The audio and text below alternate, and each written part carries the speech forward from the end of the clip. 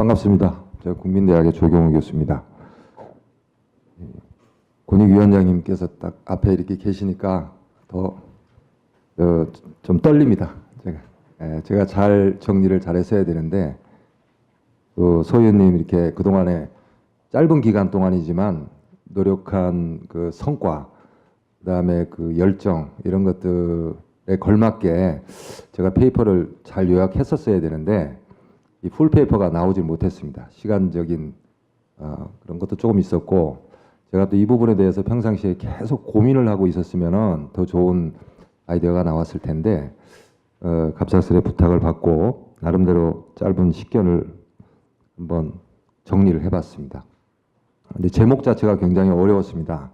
국민 권익구제 확대를 위한 정부 및 국회 협력관계 구축 방안.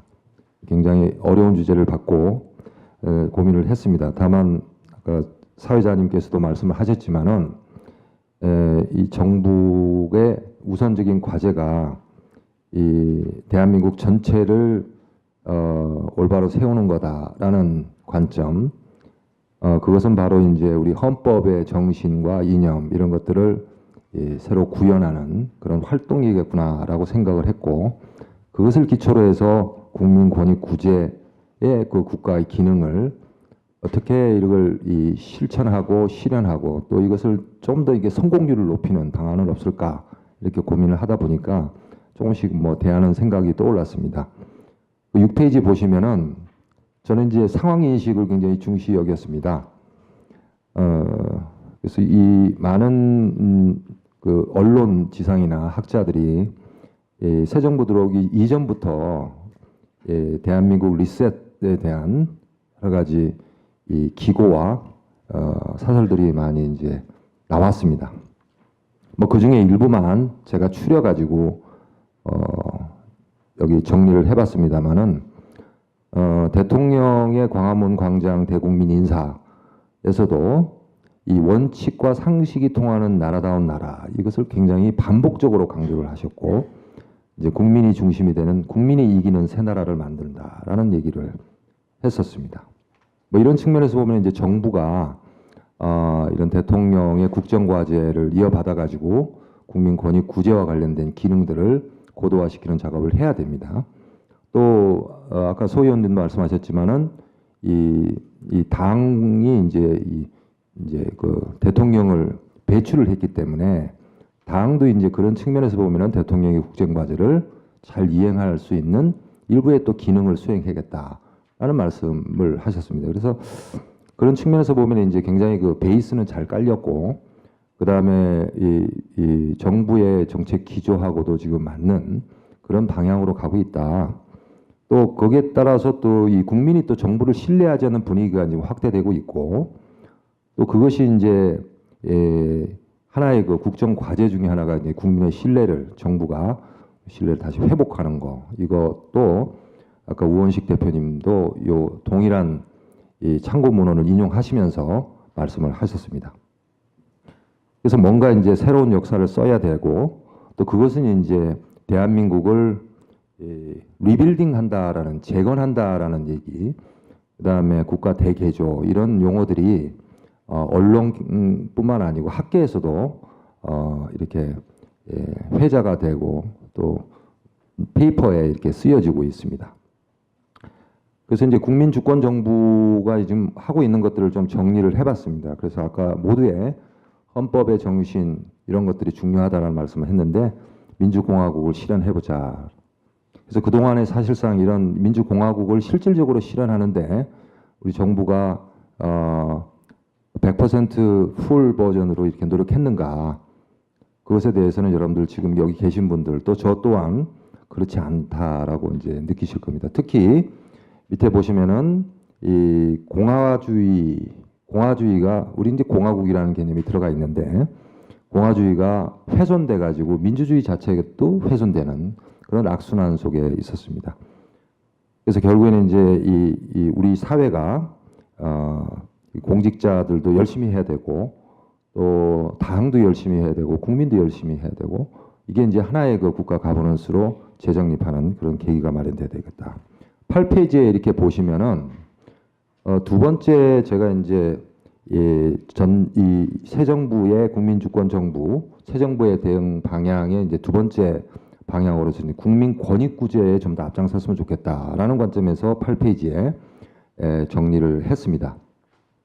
그래서 국민 주권 시대가 시작됐다라는 얘기도 있었고요. 그 다음에 민생을 위한 100일, 문재인 정부 디딤돌 뭐 이런 얘기들이 이제 최근에 아마 이 여당에서 여러 가지 활동상들을 소개하면서 이러한 이 기사들이 나온 걸 봤습니다. 그 다음에 이제 이 5월 달에 이 공익 제보자 보호 부패 방지를 위한 독립기구 설치하자 뭐 이런 얘기도 있었고요. 뭐 이런 여러 가지 얘기들이 그간의 국민권익위원회의 그 업무의 성과, 이 부처 업무의 성과하고 연계가 돼가지고 그 상승 효과가 좀 컸던 것 같습니다. 그래서 8페이지 하단에 보면은 국민권익위원회가 사실상 내년이면 이제 10년, 이제 출범 10년을 맞이하는데, 우리 이 부패지수 부분, 어떻게 보면 이게 국민권익위원회 탓만 할 건 아니지만, 이 부패지수라는 게 이제 매번 발표가 되고 있습니다. 이런 것들이 지속적으로 2016년 기준으로 굉장히 하위권으로 계속 나오고 있다.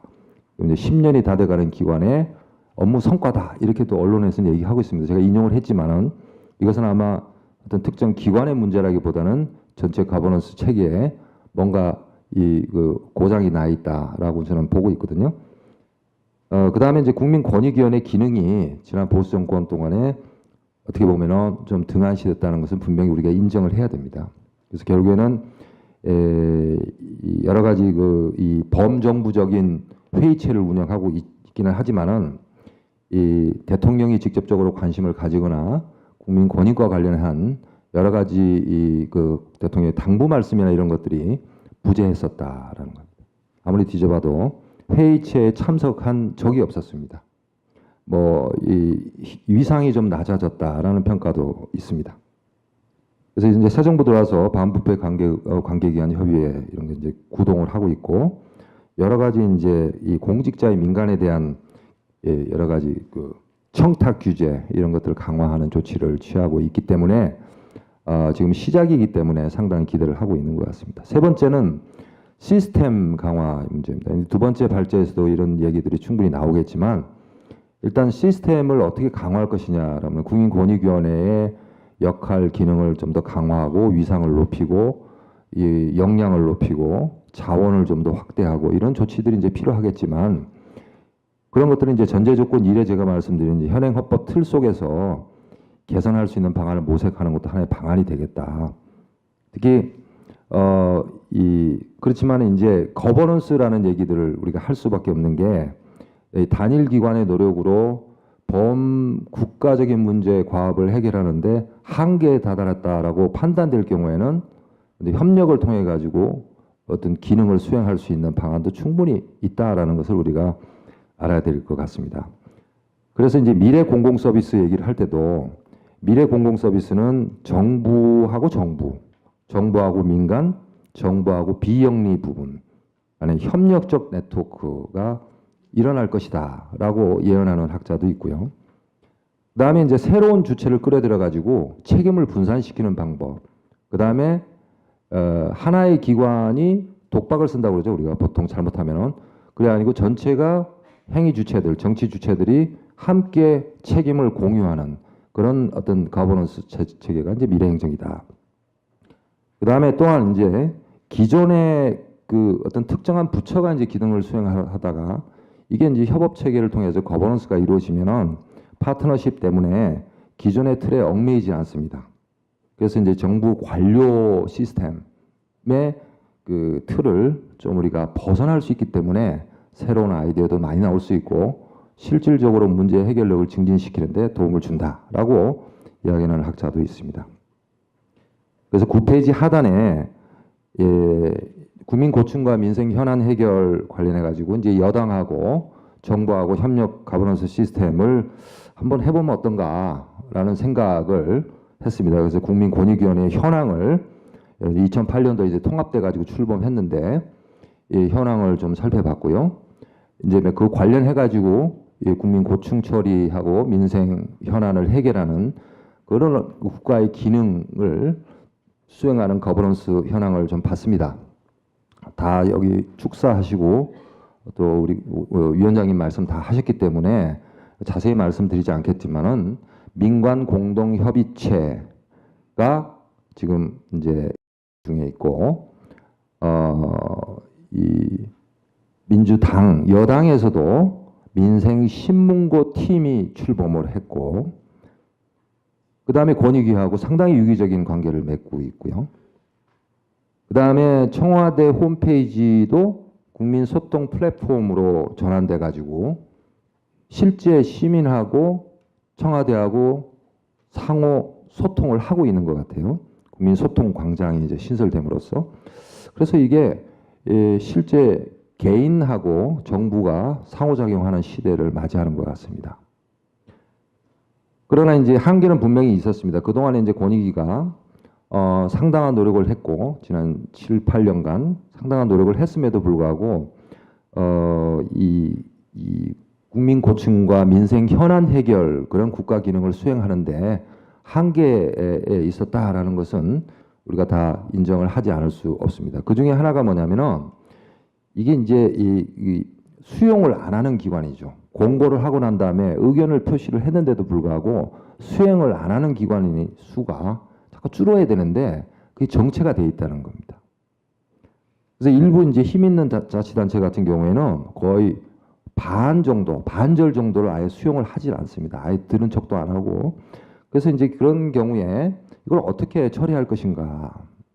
이게 제도나 이 제도 개혁을 통해 가지고 또는 뭐 시스템 개혁을 통해 가지고 또는 규제 혁파를 통해 가지고 해결할 수 있는 부분임에도 불구하고 수용을 안 하고 있는 부분 이런 것들이 이제 불수용률이 늘어나면서 조금씩 한계에 좀 와 있다라는 걸 좀 느끼고 있고요. 그 다음에 이제 권익위 내부의 전문성 문제도 이제 지적을 좀 받고 있습니다. 아직까지 학계에서는 이와 관련한 논문이 나오지는 않고 있는데 이 언론에서 최근에 제가 찾아보니까 아 정말 이 정도구나. 물론 저는 이제 그 조사를 안 하고 검증을 확인을 해봐야 되겠지만 권익위 내부의 역량 수준이 좀 이제 한계에 다다랐다. 그 다음에 이제 총리 소속 기관으로서 이제 정부 행정기관이다 보니까 다른 어떤 이 기관의 그 입장을 또 고려하지 않을 수 없는 그런 상황에도 빠지는 것 같습니다. 그래서 이 개편 방안을 물론 이게 거버넌스 체계의 관점에서만 접근하기는 힘들겠지만 한 3개 정도 저는 그냥 대안을 제시를 하고 저보다 훨씬 유능한 토론자 또 여기 플로어에 계신 전문가분들이 계시기 때문에 이런 대안들이 가지고 있는 장점과 단점 이런 것들을 분석을 하셔가지고 어떤 형태로든 간에 지금 민생 신문고 팀, 이 신문고 팀 여당이 만들어 놓은 팀이 제 역할을 하고 또 국민권익위가 그에 합당한 또 시너지가 발생해가지고 고질 민원이라든지 반복 민원, 그다음에 수용되지 않는 그런 민원들이 현장에서 좀 해결되는 성과를 맺어주기를 기대합니다. 그래서 첫 번째 안은 뭐냐면은 행정 외부 옴부ds만 기능을 수행할 수 있는 이제 기구를 국회에다 두는 겁니다. 이거는 뭐 다 아시다시피 스웨덴식 옴부ds만 모델을 그대로 한번 갖고 와본 건데요. 이게 사실상 여러 가지 지금 현안들이 걸려 있기 때문에 이걸 논의하는 것은 시기상조이지만 이걸 국회에다 갖다 놓으면은 이 민원을 각 전담부처로 이첩하고 각 상임위원회에서 선제적으로 대응해 가지고 제도 개선하는 데는 상당히 도움이 된다라고 저는 생각하고 있고 뭐 이게 국회하고의 그 정부하고의 관계가 균형과 견제의 관계이기 때문에 상당히 이제 민생 현안 해결에 있어서는 중립적이고 독자적인 관점에서 독립적인 관점에서 문제 해결력이 좀 높아지지 않을까라고 생각되어져 가지고 일안으로 제시를 했고요. 이 안은 국민고충처리위원회를 행정 내부의 옴부ds만 기능을 수행하는 기관으로 독립시키는 방안입니다.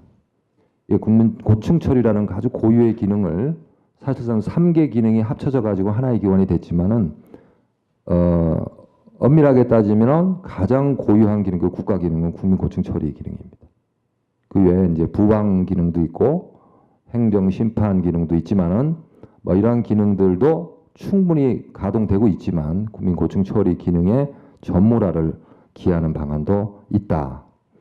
만약에 그럴 경우에는 지금처럼 행정위원회나 이런 그 행정기관 성격으로 놓기보다는 인권위원회 수준으로 대통령의 그 어떤 직속 기관으로서 인권위원회 수준으로 무소속 기관 성격화를 시키는 그런 노력이 좀 필요하지 않겠느냐 생각도 해봅니다. 사안은 이제 지금 어차피 100일 동안 이 민생 현안 처리 당정 합동위원회 등등 합동 노력을 하고 있기 때문에 이러한 그 노력과 그 성과가 중장기적으로 이어질 수 있도록 국민권익위원회 내부의 기능 강화로 활용하는 방안이 있겠습니다.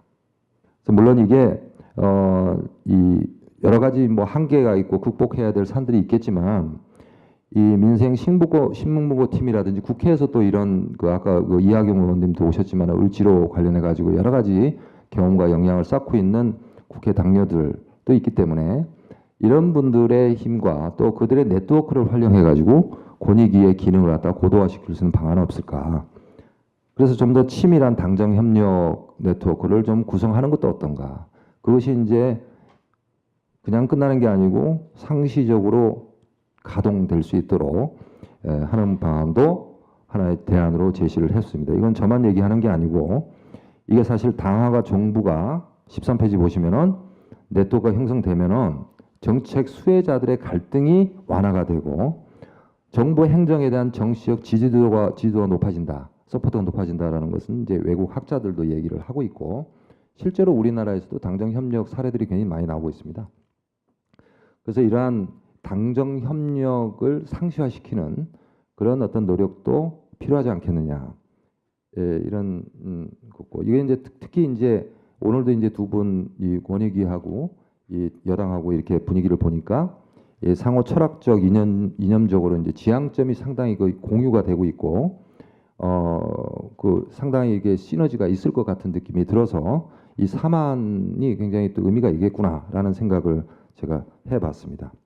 그다음에 권익위 인적 구성 전문화라든지 위상 강화 문제는 2부 논문에서 저 두 번째 논문에서도 발제가 되겠지만은 제가 13페이지에 간단하게 제가 적어놓은 그 내용은 내부 직원 전문성을 강화하는 방안도 있습니다. 권익위의 내부 직원의 전문성을 강화하고 슬랙 그 여유 자원을 좀 더 확보를 해가지고 인원을 더 많이 뽑는다든지 아니면은 순환 보직을 좀 더 제한을 해가지고 전문성을 강화한다든지 여기 뭐 CDP라는 얘기도 했고 그 다음에 연락관 제도를 좀 더 활성화시킨다. 이게 미국 연방 정부에서 많이 하거든요. 연락관 제도를 아주 그냥 대폭 강화하는 겁니다. 그래서 권익위 안에 각 그 상임위별로 연락관을 해서 그 협의를 갖다가 상시 채널을 갖다가 구축할 수 있도록 뭐 이러한 형태도 하나의 그 방안이 될 수 있지 않겠는가. 그래서 제가 지금 제시한 지금 마무리를 하겠습니다만은 이게 세 가지 대안이 전부 장단점이 있지만은 그 뭐 장단점을 제가 분석하기 위한 목적으로 이걸 쓴 것은 아니고 상황 인식을 저희가 공유해야 되고 그 상황 인식에 바탕을 두고 권익위의 기능을 강화를 하거나 또 권익위의 기능을 고도화해서 하기 위한 방안으로서의 세 가지 대안을 제시를 하고 또 이것이 이 토론 과정이나 공론 과정을 거쳐서 뭐 실현되면은 권익위의 국가 기능이 훨씬 더 높아지지 않을까라는 기대감에서 제가 논문을 썼다라는 말씀을 드리고 토론을 통해서 좀 더 해소될 수 있는 방법을 제가 추가적으로 찾도록 하겠습니다. 고맙습니다. 예.